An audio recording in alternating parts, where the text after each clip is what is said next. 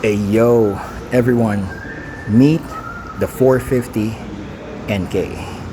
This is the newest naked bike from CF Moto. Aray ko, tumama ako sa tumama ako sa bracket, anak ng teteng, nasira ang aking intro. Okay, let's just do first impressions lang muna. So, naging manipis yung unahang gulong, naging 110, 70, R17, nabawasan ng isang front disc. So single front disc na lang yung front brakes. J1 pa rin yung calipers. Double piston pa rin. And oh shit, no.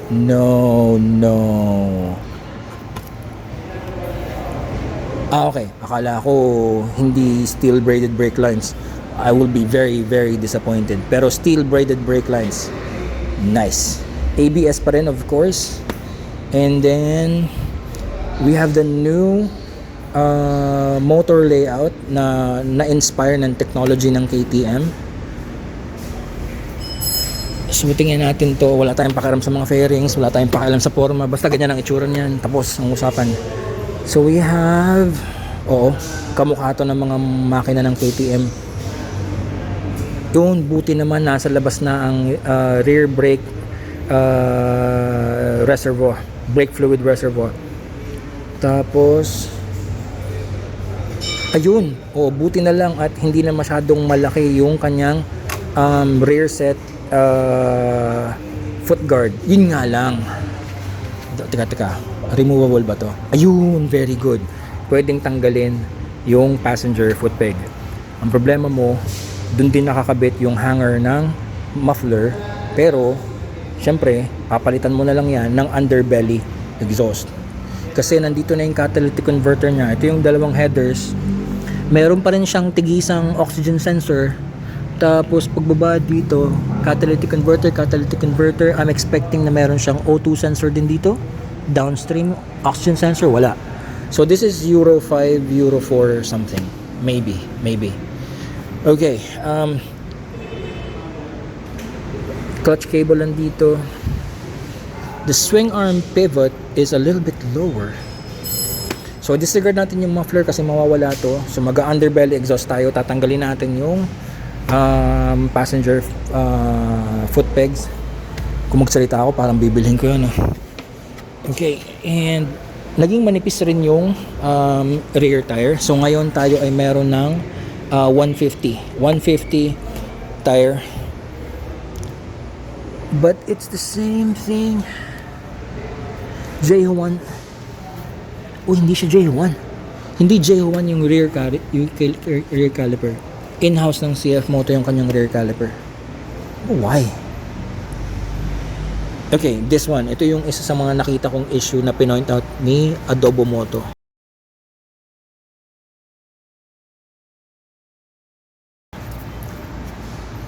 Ang pangit nga naman nitong swing arm assembly dito sa dulo, yung swing arm end. Hindi siya hindi siya nakatugma. Tapos para siyang tabingi Feeling ko tabingi yung adjusters. Tabingi nga yung adjuster. So this one is a big disappointment. Hindi mo lang to inayos Tapos yung kanyang rear, yung swing arm niya parang stamp steel lang. Parang winelding lang, parang tinupi lang na papel tapos winelding lang sa gitna Sayang na sayang. Okay, so we have nandito yung susi sprocket. Ito yung mga nagustuhan ko dito. Yung shift linkage niya, pwede mong baligtarin to para maging GP shift. I've always wanted to do GP shift. Okay, so that's hindi, pag binaligtad mo tatama siya dito. Magiging lalagyan mo siya ng spacer dito para lumabas tong shift rod, tapos spacer dito para nakapantay yung shift rod dito. Tapos babaligtarin mo to dito sa ilalim. Hindi, tatama siya sa cover. So babaklasin mo tong cover, tatabasan mo tong cover na to para ma-accommodate niya itong actuator arm ng shifter. Okay, so hindi siya ganoon kadali na i-convert into GP shift. So that's alam mo yung parang pinatikim ka na, may pag-asang maging GP shift, pero Wala. Okay, let's take a look at the shock. The shock has preload adjusters. Lumiit yung kanyang shock. Sobrang liit naman. It's a link type ngayon. Naka-link type yung rear suspension niya. Link type, so may link doon. Preload adjusters. We don't have any damping. Shit. Alright, so hindi na-adjust ang damping ng shock. That's a bummer. Yung 400NK na-adjust yung damping and it works.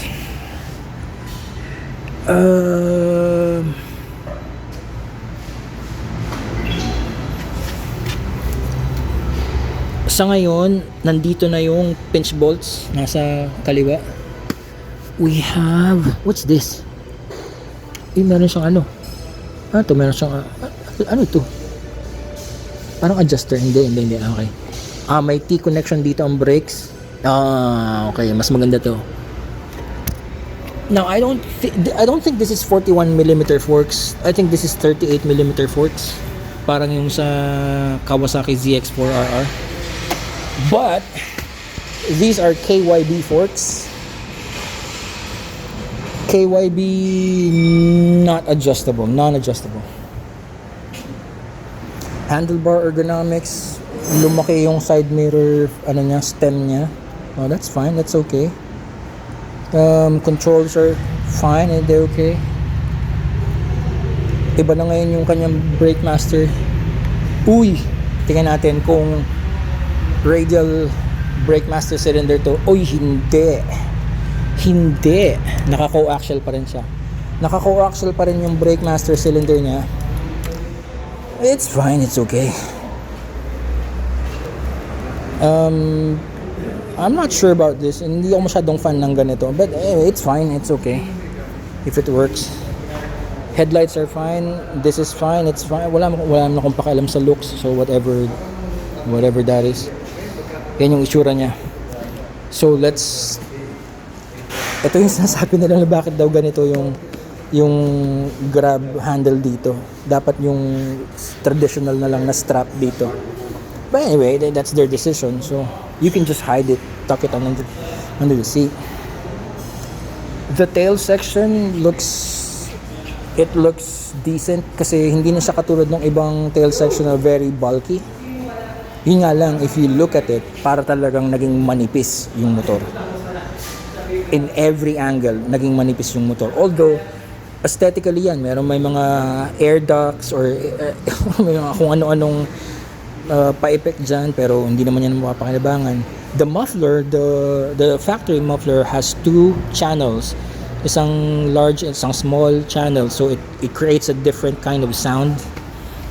But again, most likely, paano siya tatanggalin? Nakaklamp lang ba siya? Yan, nakaklamp lang siya. So, madali lang siyang palitan ngayon ng slip-on variants. Kung ako, kasi ang priority ko is tatanggalin ko to kasi hindi ako mag-aangkas. So, hindi ako pwedeng mag-slip-on kasi walang bracket. Not unless yung slip-on is going to be very short. Nandito siya. Ito siya. So, yung slip-on siguro na SC project hanggang dito, kailangan mo ng bracket. But if you're going to do a slip-on coming from the catalytic converter na nandun sa ilalim, going here sa ilalim ng brake pedal, so you need maybe Austin Racing, SE Project, a short Acra. Hindi pwedeng bulky dito. But yeah, you can get rid of this. You can see the rear end. Yun nga lang, pangit tong makikita mo to, itong sa swing arm assembly na to na tabingi at hindi naka-align. This is a big disappointment. Anyway, let's sit on the bike and let's see how it feels. Okay, I am now sitting dito sa the CF Moto 450 NK. Ergonomics impressions, yung handlebar niya, it's wider than the 400 NK.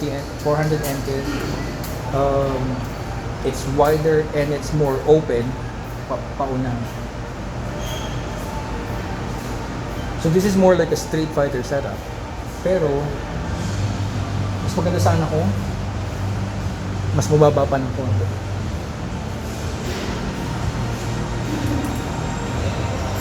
The levers are adjustable.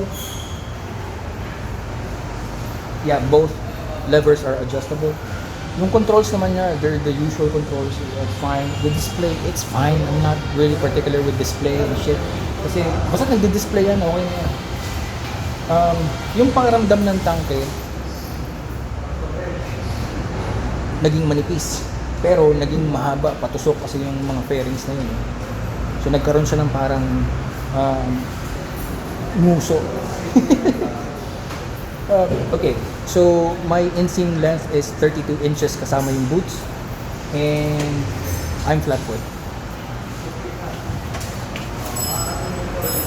Okay, walang problema sa seat height. Pero hindi siya ganun kababa na nakakaalangan din naman yung sobrang baba. Now, weight, it's very light compared to the 400 NK. Ayun naman talaga yung bentahin nito eh. It's lighter, but it has more power because it has more displacement.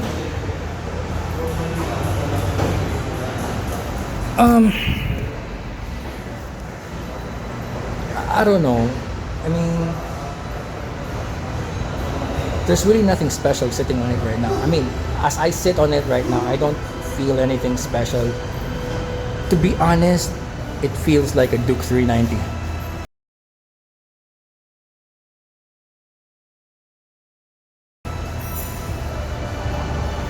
Clutch pull is light. It's actually too light for my taste. Ayoko ng ganito kalambot. I believe this is clutch assist and slipper clutch, or slipper clutch lang. But it's fine. Wait, let me check the. Okay, ang isa pang kaibahan is yung foot peg nito medyo pauna ng konti, and it's a little bit lower, just a bit lower. Hindi siya halatang halata, pero halata mo siya nasa pauna. Mas nauuna siya sa upuan compared to the 400 NK na katapat siya ng upuan. So 450 NK, what can I say? Well, I'll be very honest kasi wala naman nagbabayad sa akin para gawin itong mga videos na to. But okay, number one, the good thing is kung ano yung ine-expect ko sa motor na to, nakita ko naman sa kanya. It has more displacement, so it has more power, and it has lesser weight, so it has better power to weight ratio. Yun lang yun yung in-expect ko sa kanya. But the other things, it's just regular. Yung upside down forks na yan, yeah, it's upside down forks, it's KYB, pero walang adjustability. Yung shock, yung monoshock, it became smaller, tapos preload adjustable lang. The tires are now narrower. Yeah, because hindi naman kinakailangan ng malaking gulong para sa bigat ng motor na to. I think this is 168 kilograms if I'm not mistaken.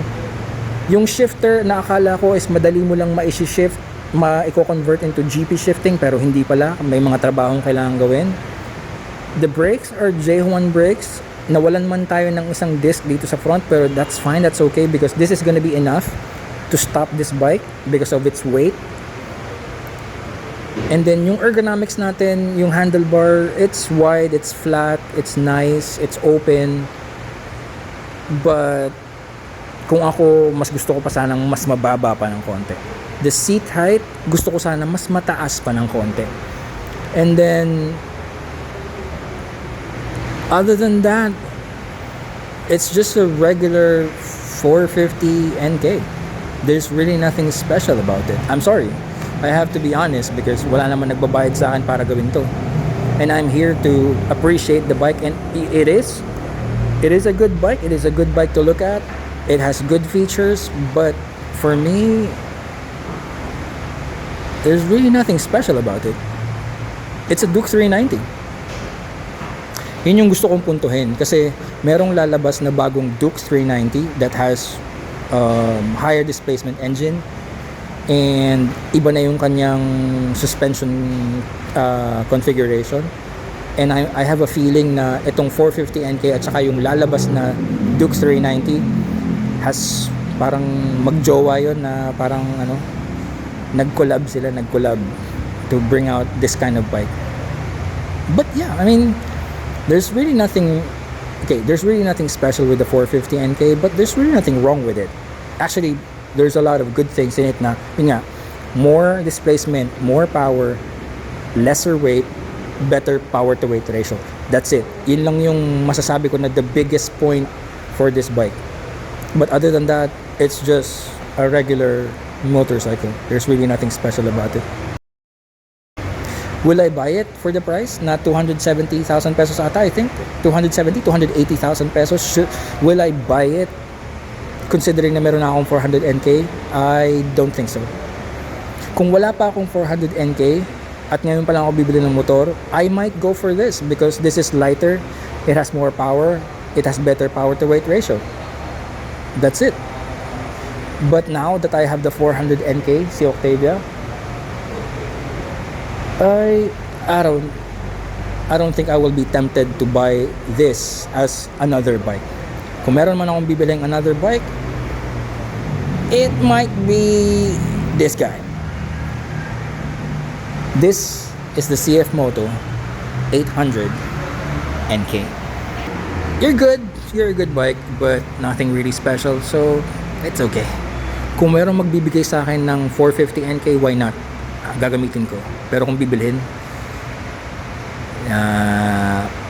hard pass.